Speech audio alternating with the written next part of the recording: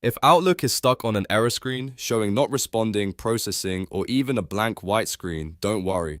In this video, I'll show you two of the most effective fixes you can try right away. The first one is opening Outlook in safe mode, and the second is repairing Microsoft Office through Control Panel, which is often the most reliable solution. If this tutorial helps you out, make sure to hit like and subscribe for more quick software fixes. Let's get started. First, we'll try Outlook in safe mode. This is a simple way to check whether the issue is being caused by an add-in or a corrupted setting. To do that, press the Windows key and the R key on your keyboard at the same time. This opens the run box on your screen. In the run box, type outlook.exe/safe. Make sure you type it exactly like that, with a space before the /safe part. Once you've entered it, click OK or press Enter on your keyboard.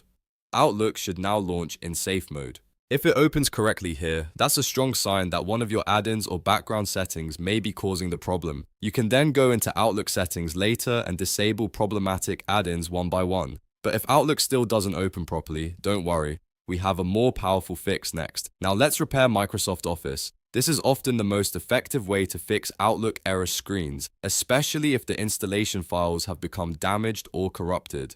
Start by opening the control panel on your computer. Once the control panel is open, click on Programs, then select Programs and Features. This will show you a list of all the applications installed on your system. Look through the list and find Microsoft Office. Once you locate it, right-click on it and select Change. A repair window will appear with a few options. Choose Quick Repair first. This repair process checks and fixes common Office issues without requiring a full reinstall, and it usually solves Outlook problems quickly. Depending on your computer, this may take a few minutes, so be patient while the repair runs. Once it finishes, restart your computer to make sure all the changes are applied properly.